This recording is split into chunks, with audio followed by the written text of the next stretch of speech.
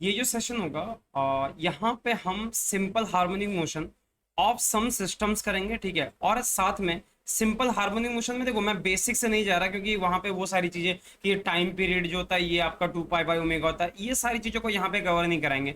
हम basically simple harmonic motion के लिए कुछ स्पेशल सिस्टम जो है, कुछ सिस्टम की हम बात करेंगे। वहां पे हम देखेंगे कि हमारा उसके केस में फ्रीक्वेंसी कैसे निकलता है, टाइम पीरियड क्या निकलता है, या फिर सिंपल हार्मोनिक मोशन से रिलेटेड कुछ इंपॉर्टेंट टर्म्स जो है उनको हम यहाँ पे डिस्कस करने की कोशिश करेंगे, ठीक है। सो अगर अभी तक आपने इस चैनल को सब्सक्राइब नहीं किया तो प्लीज चैनल को सब्सक्राइब कर दें, वीडियो को लाइक कर दें, अपने दोस्तों में शेयर कर दें। और साथ में एक चीज कि अगर आप यहाँ पे आ रखे हो, अगर आपने सारे क्वेश्चंस किए हैं तो अपनी अटेंडेंस जो आप नीचे लगा सकते हो। क्वेश्चंस आईआईटी जेम जस्ट जैसे एग्जाम्स के लिए बहुत ही ज्यादा इंपॉर्टेंट है, बहुत ज्यादा इंपॉर्टेंट है। साथ में नीचे आपको टेलीग्राम ग्रुप का लिंक दिख रहा होगा, प्लीज आप उसको ज्वाइन कर सकते हो, ठीक है। चलो हम बेसिक से एक बार थोड़ा सा हम यहाँ पे डिस्कस कर लेते हैं कि अगर मैं सिंपल हार्मोनिक मोशन की बात करूं तो हमारा मोशन कैसा होता है, d2y/dt²। इसको हम बोलते हैं basically this is omega square y that is equal to 0। This is known as differential form of differential equation of simple harmonic motion. Simple harmonic motion का ये बिल्कुल ही मतलब बेसिक डिफरेंशियल इक्वेशन है। यहाँ पे सॉल्यूशन जो होता है that is equal to a sine, और यहाँ पे क्या होता है ओमेगा टी एंड प्लस में यहाँ पे फाइव। समझ रहे हो बात को। यहाँ पे आपका फाइव जो हो जाता है that is initial phase, omega जो गया दैट इज एंगुलर फ्रीक्वेंसी, और एक फॉर्मूला होता है आप लोगों को पता होना चाहिए that is T that is 2 pi by omega. तो ये बेसिक चीजें आपको पता होनी चाहिए। अब इसके क्वेश्चन जो वो आराम से कर ले, अगर इतना आप पढ़ के आए हो तो आप आराम से कर सकते हो इसके सारे क्वेश्चन को, ठीक है। चलो आगे बढ़ते हैं, देखते हैं यहाँ पे क्वेश्चंस कैसे आ रखे हैं, क्या रखे हैं और क्या क्या है और क्या क्या नहीं है, ठीक है। So let us start, will start with this question. यहाँ पे दिया हुआ a tunnel is dug through the earth as shown. देखो यहाँ पे टनल की अगर हम बात करें तो टनल यहाँ पे दो तरह से बनाया जा सकता है, ठीक है। हम दोनों के केस में ट्राई करेंगे, या अगर आप चाहो तो हम एक में करते हैं, दूसरे में आप एक बार ट्राई कर सकते हो खुद से। कि देखो अगर मैं टनल डिग करूं तो टनल का मतलब एक टनल जो होगा बिल्कुल ऐसे पास हो सकता है, हाँ या ना। एक टनल जो होगा आपका बिल्कुल ऐसे करके पास करेगा, जो मतलब इसके सेंटर से पास कर रहा हो, ठीक है। एक टनल तो ऐसा हो गया, ये मान लो कि इसका सेंटर। और दूसरा एक केस हो जाता है कि यहाँ पे आप क्या कर सकते हो कि जैसे एक लिए ले लो, अर्थ ले लो, और अर्थ में क्या करो टनल जो है वो आप ऐसे करके बना दो, मतलब जो कि सेंटर से पास ना हो रहा हो, ये आप बना सकते हो, साथ में ये बना सकते हो। आप एक काम करो, इसको एज अ होमवर्क रख लो, ठीक है। और आपका जो भी आंसर आएगा इसके सेम आएगा या इससे डिफरेंट आएगा वो आप कमेंट सेक्शन में दे सकते हो, ठीक है। कमेंट सेक्शन में उसका आंसर करें, इजी है, ज्यादा कुछ मुश्किल नहीं है। अगर इसको समझ जाओगे तो ये भी समझ। बेसिकली होता क्या कि इसमें आपको फोर्स लेना पड़ेगा, इसमें फोर्स का कंपोनेंट जो कि सेंटर की तरफ आएगा वो कंपोनेंट आपको एज्यूम करना पड़ता है। चलो हम बात करते हैं, पहले इस केस में बात कर लेते हैं। देखो यहाँ पे देखो, अगर आपने टनल डिग किया, आपका पार्टिकल जो मान लो कि यहाँ पे आया, ठीक है। पार्टिकल मान लो कि यहाँ पे, और यहाँ से मान लो कि इसकी डेप्थ जो है दैट इज डी, और यहाँ से इसके ये वाला जो पार्ट है दैट इज मान लो कि ये आपका आर है, वेरी गुड। और आपका ये जो डिस्टेंस है इसको आप एक्स मान सकते हो, बिकॉज आपका एक्स जो है सेंटर से आपने डिस्टेंस लेके रखा हुआ, ठीक है। समझ आया आंसर।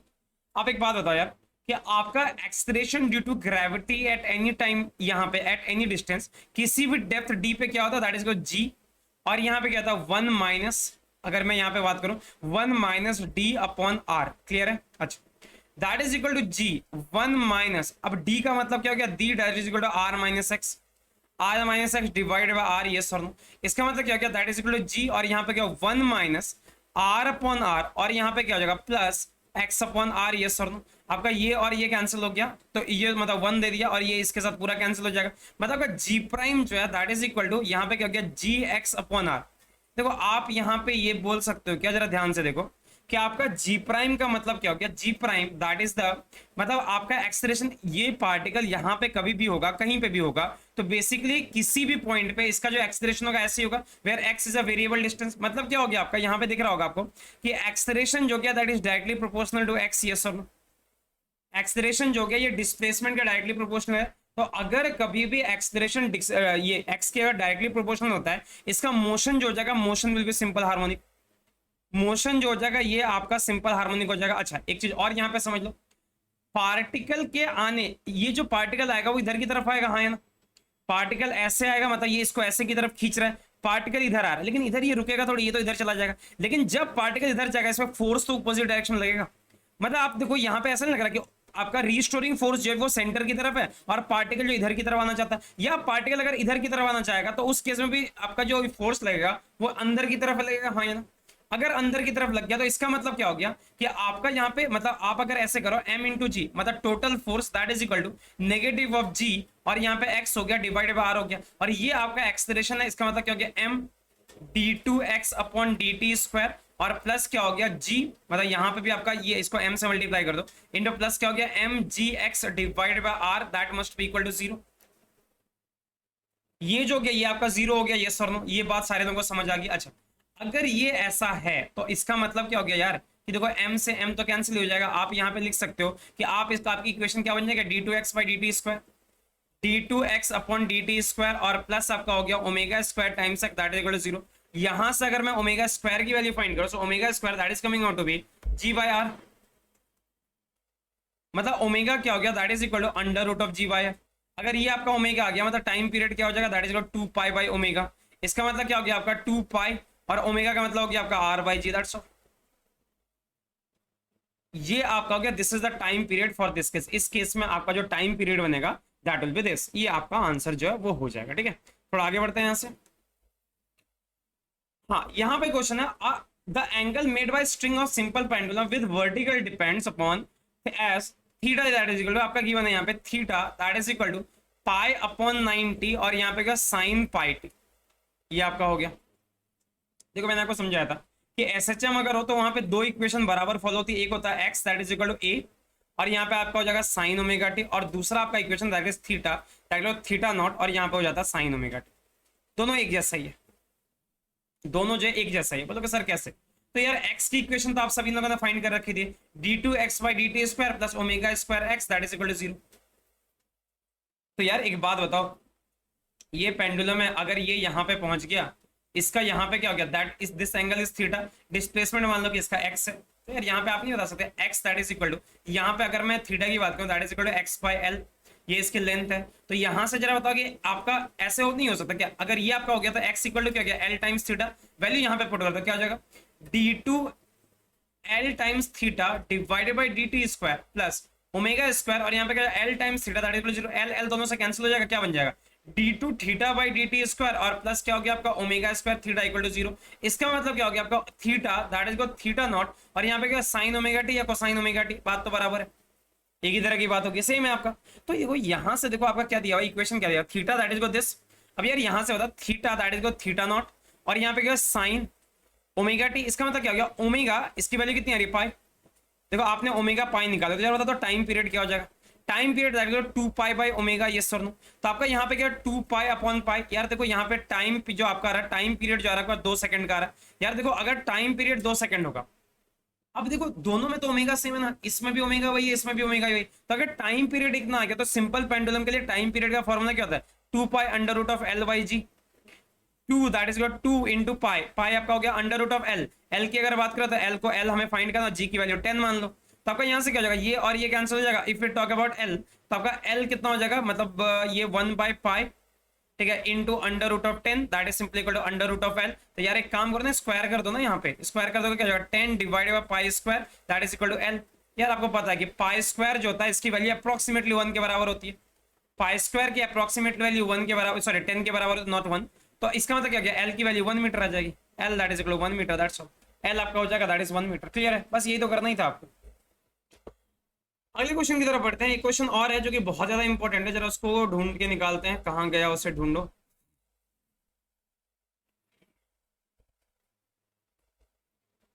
ये नहीं है,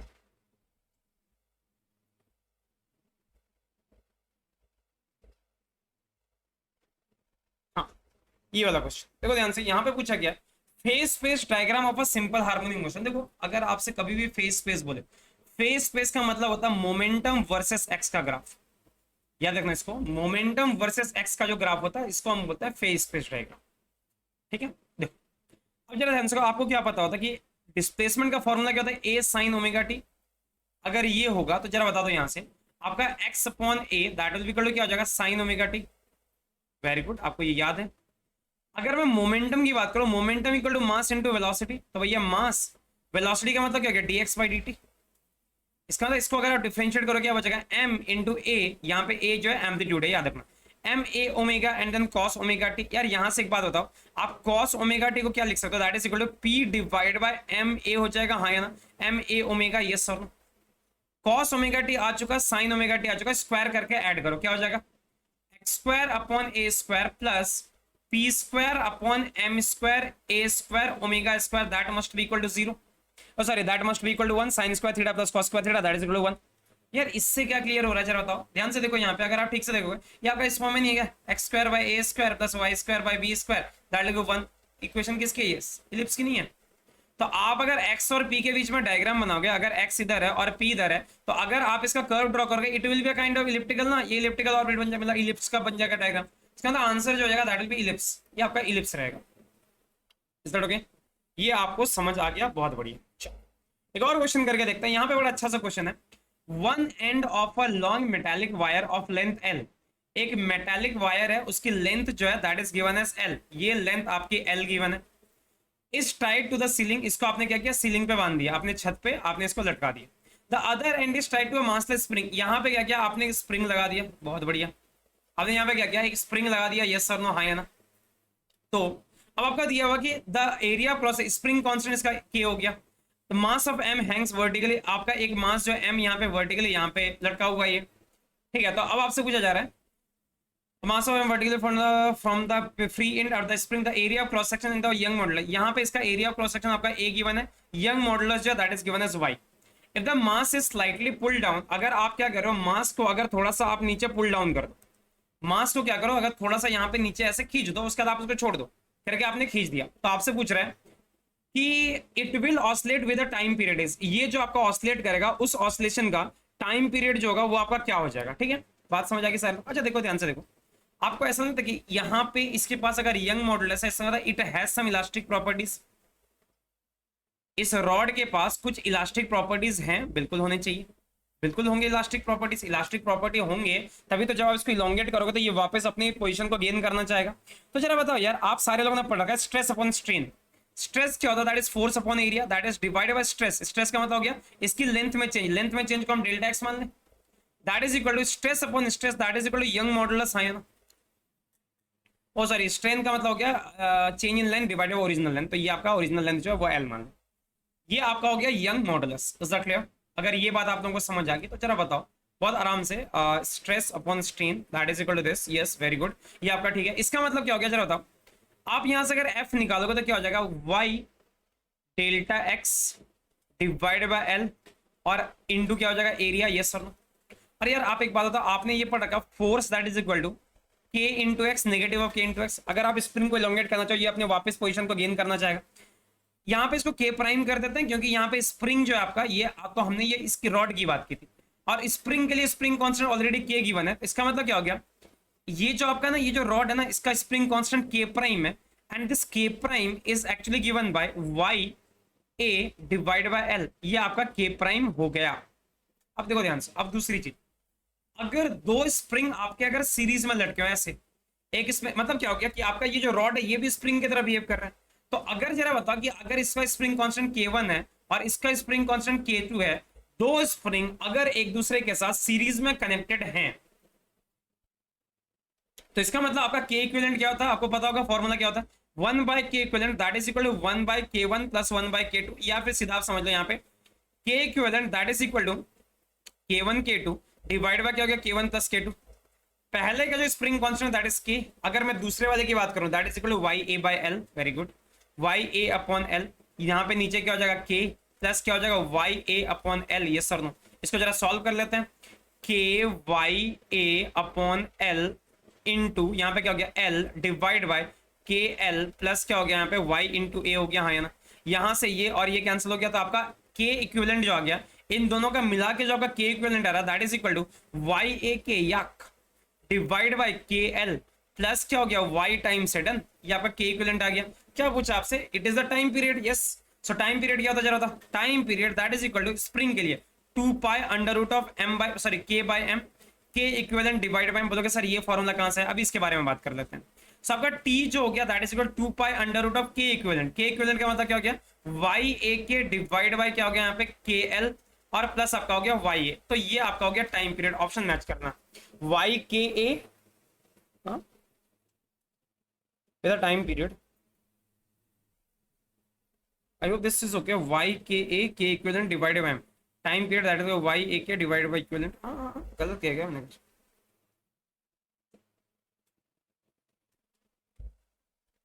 होना तो यही चाहिए आपका के इक्विवेलेंट जो आ गया that is this, that is because हाँ मतलब मेरे ख्याल से यही होगा, लेकिन इसमें ये जो है आपका बस ये उल्टा लिखा होगा और कुछ नहीं। आपका यही होगा बट ये उल्टा लिखा होगा। नहीं नहीं नहीं, वाई एक के नीचे वाई ए के हो गया और आपको सॉरी सॉरी सॉरी तो यहाँ पे एम आपका रह गया। हाँ तो वाई ए के ऊपर होना चाहिए और नीचे बाकी सारे टर्म्स होने चाहिए, मतलब यहाँ पे नहीं है, इसका मतलब उल्टा लिखा हुआ है। 2 pi under root of Y A के ऊपर जाएगा M divided Y plus K L जो होगा, Y A plus K L जो होगा वो नीचे आना चाहिए। क्या इसका मतलब आपका ऑप्शन ए जो है ये ठीक है, बस ये उल्टा हो गया। ठीक है ये ऊपर जाएगा ये नीचे आएगा, कोई गड़बड़ नहीं है इसमें, ये ठीक है।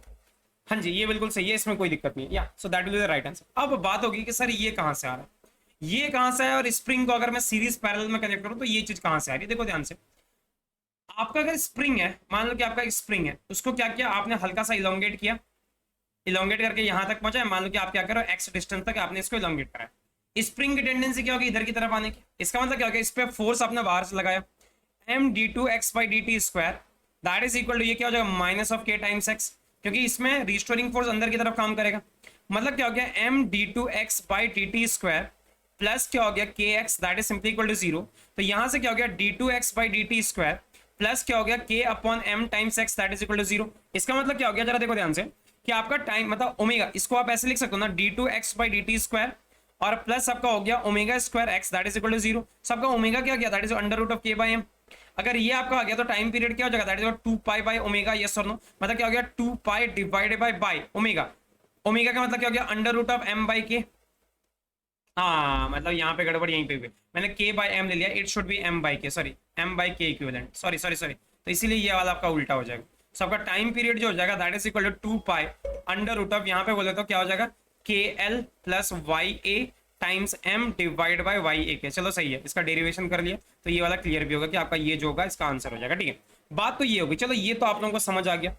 इफ यू टॉक कि यार चलो ये चीज तो सर हमें भी समझ आ गया, जरा ये बताओ आप कि देखो जैसे अगर मान लो कि दो स्प्रिंग को आपने क्या किया पैरेलली कनेक्ट कर दिया, ये स्प्रिंग एक, दूसरा स्प्रिंग जो ये आपका ऐसा है, इसको आपने क्या किया सेम मास से आपने इसको कनेक्ट कर दिया और यहाँ पे एक जगह पे आपने लाके इसको फिक्स करके रखा हुआ। ये आपका रिजिड है, आपका मास जो दैट इज एम, और आप इसको यहाँ पे क्या करो इलोंगेट कर रहे हो। आपने मान लो कि एक्स डिस्टेंस से अगर इसको इलोंगेट करा, अब जरा ध्यान से समझो इस चीज को। इसमें टोटल यहाँ पे अगर आप समझो तो यहाँ पे टोटल इधर की तरफ कितना आ रहा है दैट इज इक्वल टू इधर की तरफ जो आपका इलोंगेट हुआ, तो इसका मतलब क्या होगा रीस्टोरिंग फोर्स पीछे की तरफ एक्ट करेगा। लेकिन यार यहाँ पे तो दो है, इसका स्प्रिंग कांस्टेंट K1 मान लो, इसका स्प्रिंग कांस्टेंट K2 मान लो, यस सर।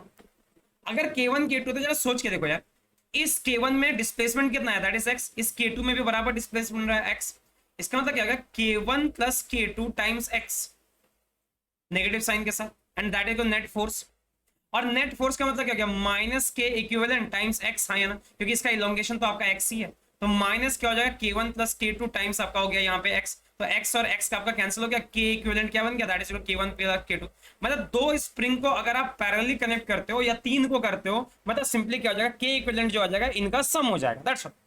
ये जो हो गया ये इसका सम हो गया। But the thing is sir हमें तो पैरेलल करना था, चलो पैरेलल भी करके देखते हैं। जरा देखो ध्यान से, आपने पैरेलल किया, एक स्प्रिंग ऐसे है, दूसरा स्प्रिंग जो आपने ऐसे कनेक्ट कर दिया। अब मान लो जरा ध्यान से देखो, अब इसका इलोंगेशन मान लो कि आप इसको इलोंगेट जो कर रहे हो, मान लो कि इलोंगेशन का जो डिस्टेंस है उसको हम लोग x मान लेते हैं, इसको x मान लेते हैं, हाँ या ना।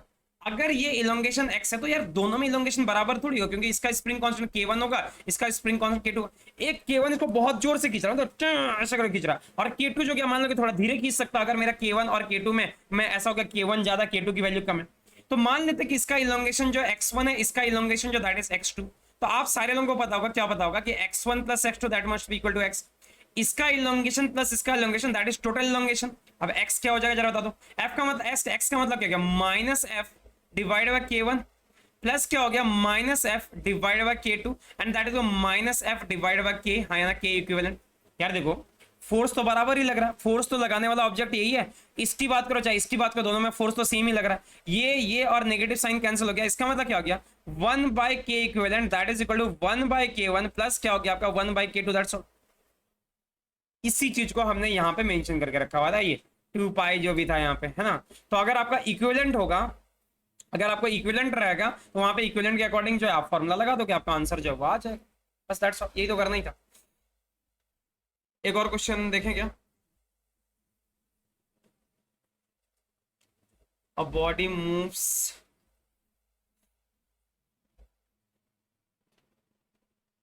यहाँ पे दिया हुआ ये बहुत इजी सा क्वेश्चन है, बाय द वे कर सकते हो आप इसको। Consider differential equation to which the particle oscillate, particle का ऑसिलेशन ऐसे दिया हुआ dx by dt का होल स्क्वायर और प्लस क्या हो गया आपका X square that must be equal to 4। क्या पता दिया हुआ, आपसे पूछा कि इसका एम्पलीट्यूड क्या होता है। यार देखो dx by dt क्या है, ये v स्क्वायर है, दैट इज प्लस क्या हो गया यहाँ पे एक्स स्क्वायर हो गया that is equal to 4। V square क्या हो गया that is equal to X square, sorry 4 minus X square हो गया। यार आप देखो एक बात याद करो, अगर ये ऐसा है मतलब v क्या हो गया that is under root of 4 minus X square. कितना इजी क्वेश्चन। अब जरा देखो एक चीज और आपने पढ़ रखी है, x इक्वल टू क्या होता है a sin ओमेगा t। आपका v क्या होता है, वेलोसिटी क्या होती है, that is equal to a omega cos omega t। अब जरा ये बताओ v that is equal to a omega, जरा बताओ cos ओमेगा t क्या होगा। cos omega t that is equal to, जैसे sin ओमेगा t है cos ओमेगा t क्या हो गया 1 minus sin square omega t। इसका मतलब क्या हो गया a ओमेगा और यहाँ पे क्या हो गया under root of 1 minus sin square omega t का मतलब क्या हो गया x square by a square. इसका मतलब क्या हो गया a ओमेगा और यहाँ पे क्या हो गया under root of 1 minus sorry X A square minus X square और डिवाइड बाय यहाँ पे हो गया ये और ये कैंसिल हो गया। Is that clear. तो इसका मतलब v जो हो गया that is equal to under root of A square minus X square. यार देखो क्या ये वही नहीं है, v that is under root of A square minus X square. आप यहाँ पे कंपेयर कर लो, ओमेगा बाहर में रहेगा तो इसका मतलब क्या गया, जो बाहर में उससे तो कोई मतलब नहीं है मेरे को, तो इसका मतलब ओमेगा आपका 1 हो गया और यहाँ से आप देख सकते हो कि ए स्क्वायर जो 4 आ रहा है, इसका मतलब एम्पलीट्यूड कितना हो गया that is simply equal to 2। So amplitude जो हो जाएगा that is equal to 2 centimetre. That's all, ये तो करना ही था हमें।